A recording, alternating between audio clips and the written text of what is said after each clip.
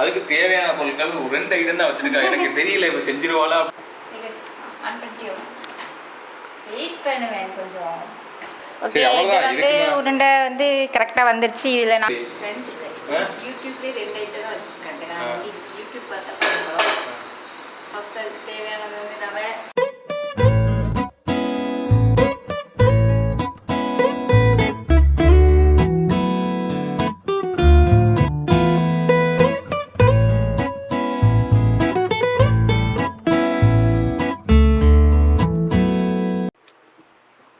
Hi, இன்றைக்கி நாங்கள் ரவா லட்டு செய்யலான்னு இருக்கோம். அதாவது செஞ்சு தரேன்னு சொல்லியிருக்கா, அதனால் நாங்கள் வந்து வீடியோ எடுக்கலாம் வந்திருக்கேன். ஸோ எப்படி செய்ய போகிறோங்கிறத வந்து நாங்கள் உங்களுக்கு ஃபுல்லாக காட்டுறேன். அதுவும் இல்லாமல் ரொம்ப நாள் கழிச்சு, அதாவது 1.5 வருஷமான கேட்டுட்டு இருந்தேன் எனக்கு ரவா லட்டு செஞ்சுட்டேன். ஆனால் இப்போ தான் அவங்களுக்கு வந்து மைண்டில் தோணி இருக்கு போல நம்ம ரவா லட்டு செய்யலாம் அப்படின்னு. ஸோ இன்றைக்கி செஞ்சு தரேன்னு சொல்லியிருக்கா. ஸோ எப்படி செய்யலாங்கிறத நம்ம பார்க்கலாம். அதுக்கு தேவையான பொருட்கள் 2 ஐட்டம் தான் வச்சிருக்கா. எனக்கு தெரியல இப்போ செஞ்சிருவாளா அப்படின்னு கொஞ்சம் டவுட்டாக தான் இருக்குது. செஞ்சதே எப்படி செஞ்சுட்டேன். யூடியூப்லேயே 2 ஐட்டம் தான் வச்சுருக்காங்க. நான் வந்து யூடியூப் பார்த்தா பண்ணுறோம்.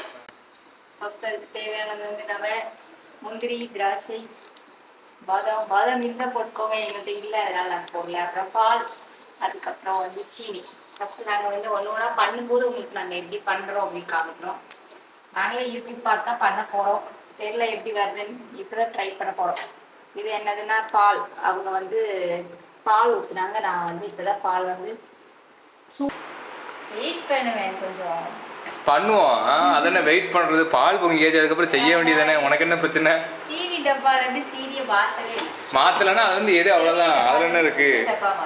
சின்னட்டா அதை பெருசாக காட்டு. நம்ம பெரிய பெரிய பரம்பரைன்னு காட்டுவோம். வச்சுருக்கோம், நிறைய வச்சுருக்கோம்.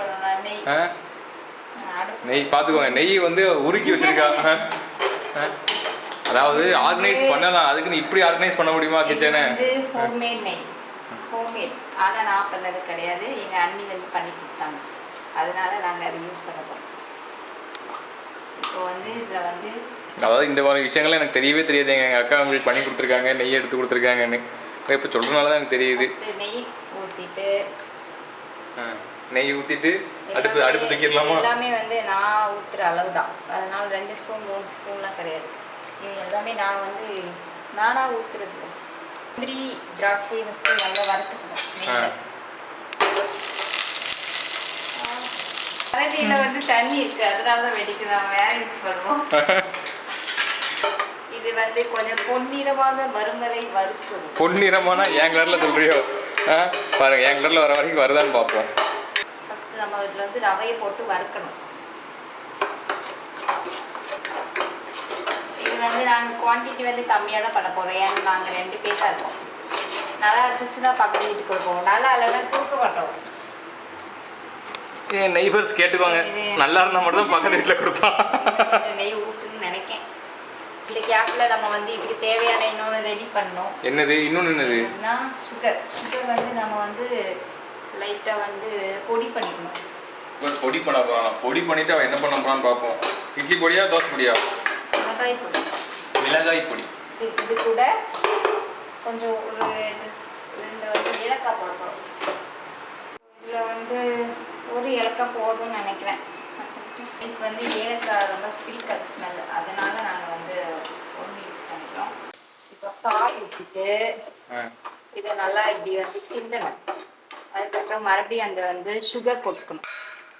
சரி, சுகர் போட்டுட்டு சுகர் தேவையான அளவு சுகர்.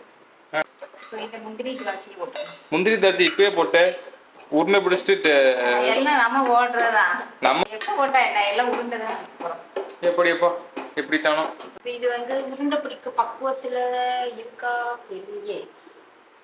சரி, ரவா லட்டு உருண்டை பிடிச்சி தான் சாப்பிடுவாங்கண்ணே, நம்ம ஸ்பூன் வச்சு சாப்பிடுவோம்.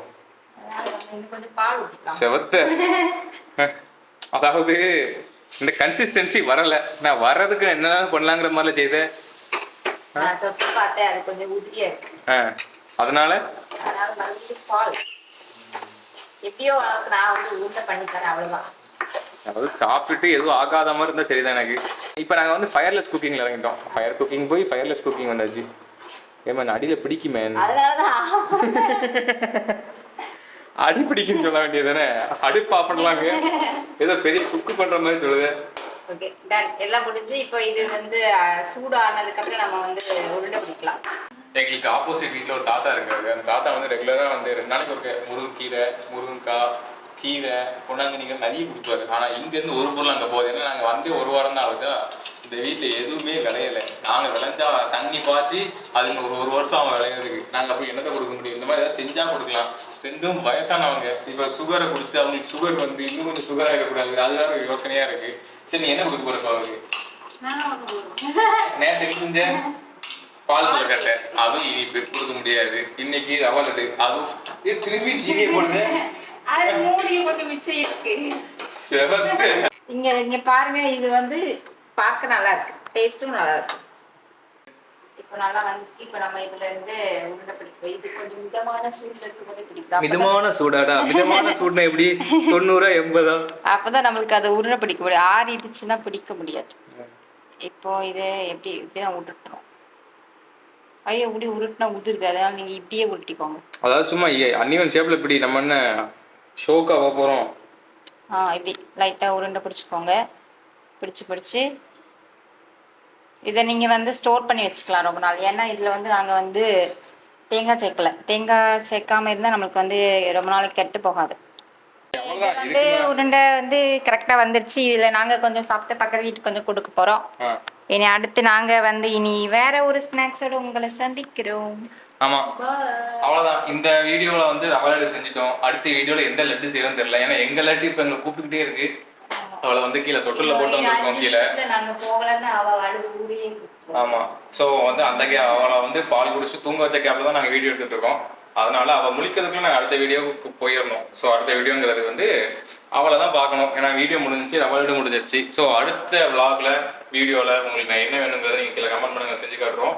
இத்துடன் விடை கிடைக்கிறோம் அப்படின்னு சொல்ல மாட்டேன். எனக்கு ஏதோ பேச வரா பேசட்டும். அவ்வளவுதான். உங்களிடம் விடை பெறுவது பாலா லேக்கா. பாலா லேக்கா.